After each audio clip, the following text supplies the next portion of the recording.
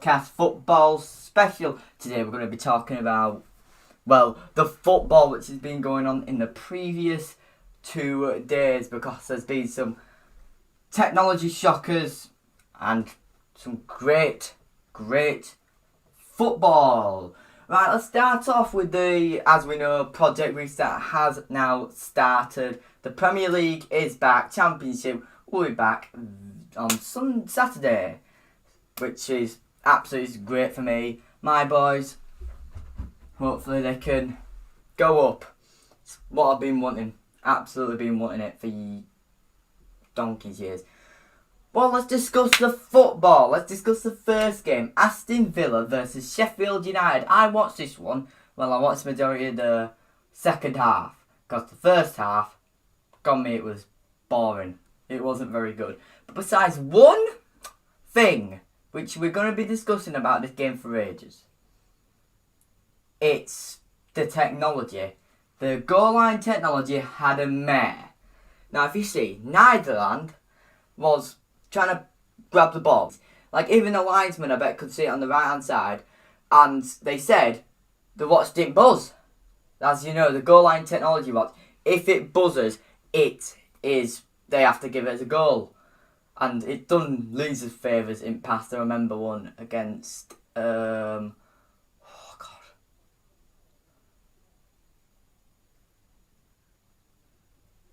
god, it just come out my head. But it has helped Leeds in the past this season.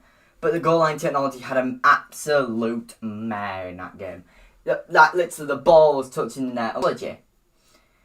And I feel like it's practically what I think. I think they personally are told practically they have to follow the technology.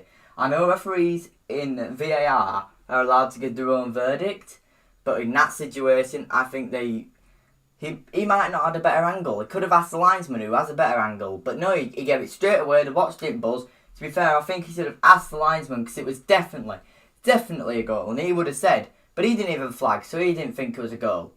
So it's the goal line technology's fault, which has been absolutely brilliant so far. It's made the game better with the goal line technology. It works spectacularly until that one moment. It said it was a technical fault and made it happen, but the goal line technology has been faultless ever since till then, which is probably an absolute howler for the goal line technology. We'll keep it in, but it's not as trustworthy as it once was, which is a massive shame. Now let's talk about the game. Wasn't much really happening. Aston Villa dominated the game, loads of chances, they just couldn't take it. Dean Henderson, absolutely brilliant again. He's probably one of the best goalkeepers in the world, not even in like the league or anything, in the world. I'm saying that right now. He's a fantastic goalkeeper. Saves. He's an unbelievable shot stopper. His save when from John McGinn's shot where he jumped up, it was sensational. Brilliant. He's an absolute brilliant goalkeeper. I think he is one of the best goalkeepers in the world. That's a lot to say, but he's definitely a few campaigns. Well, that's really all we could talk about that 0-0 game. It should have been a Sheffield United win, and that could cost Sheffield United big going in to the Champions League race, because they're going for that Champions League place to overtake Man United. But if that costs them one goal line technology fault, it'd be horrible for them. Horrible. Personally, I predicted them bottom this season, like probably a lot of people did, but they've absolutely shocked us. Brilliant. Absolutely brilliant performances from Wilder.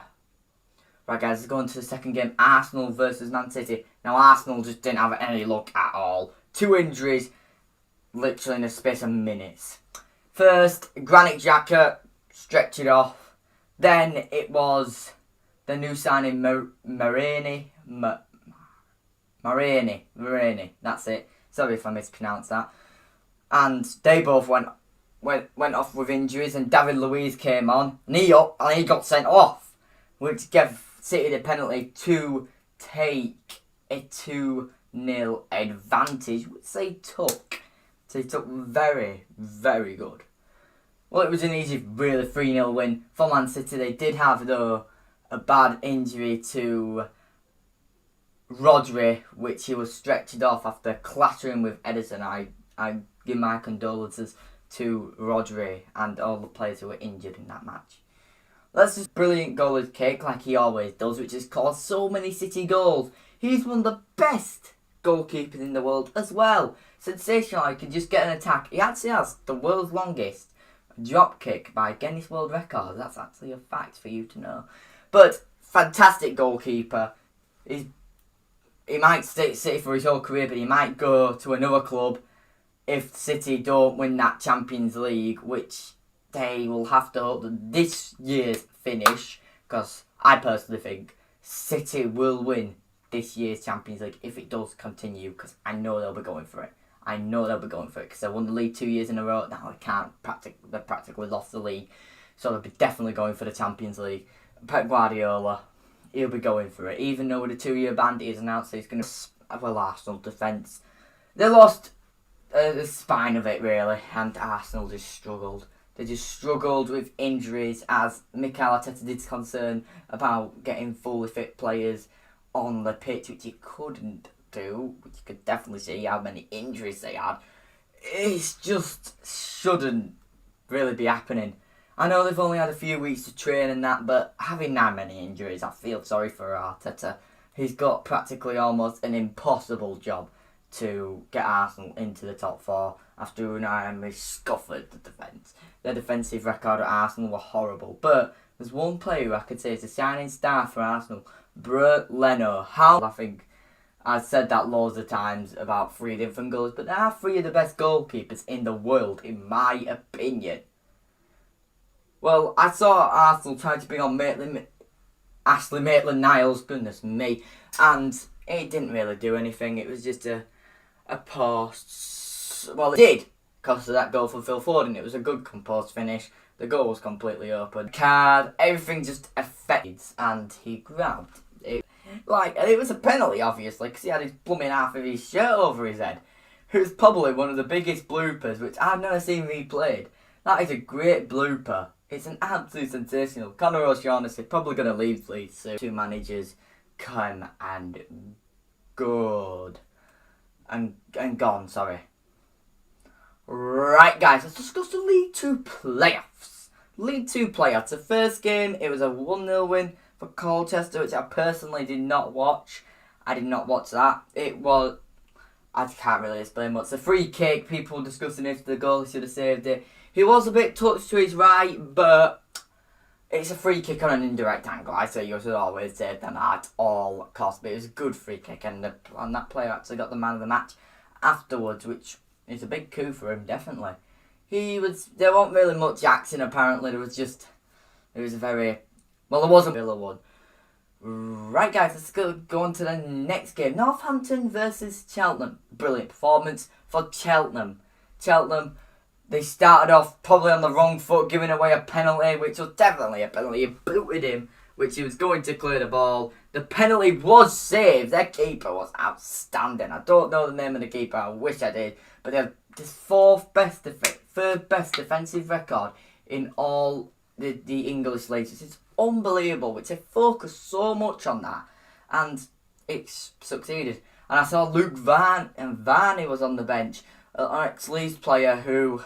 He wasn't very good, but he has been scoring the goals. I remember he got Player of the Month for Cheltenham, and they gave him a Nando's meal card. Going for promotion, which is definitely in their sights. They dominated Northampton. Their second goal, well deserved. It was a good, solid shot, good, solid goal. And they just played well. They deserved to go up, but if you look at their form beforehand, you would definitely say that they are, could have contended for the finals. Right then, guys. There's a game on at the moment, actually, so I discussed Southampton and Norwich. Or Danny Ings. Danny Ings has played for England yet, but he deserves to, obviously. I know England have like Marcus Rashford, Tammy Abraham, Tammy Abraham, Harry Kane, who is back from injury, which will be big for Tottenham in their game again between Manchester United, and they've also got back the Mr. Marcus Rashford, who was on good form, scoring the goals, and he got injured, which affected him in a game in the cup again, in a game against Norwich. That's where he got injured. And there is one more England striker. I need to think who they could possibly be. It's just been who's that fourth England striker? Oh, he's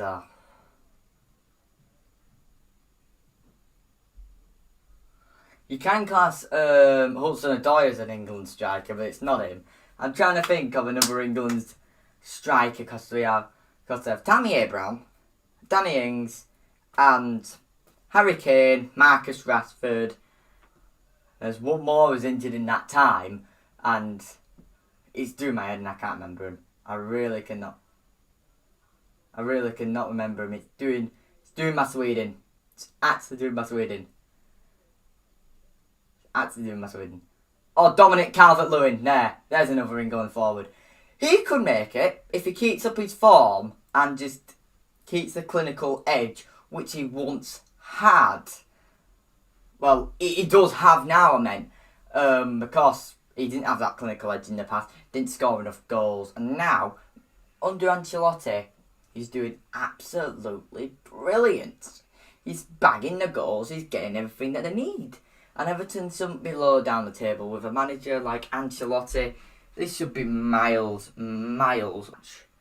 Which is a bit of an odd way to go, personally, I say. Because they have Drmic and Pukki, which is not really going well for him at the moment. Oh, and then here we go. Southampton are on attack now.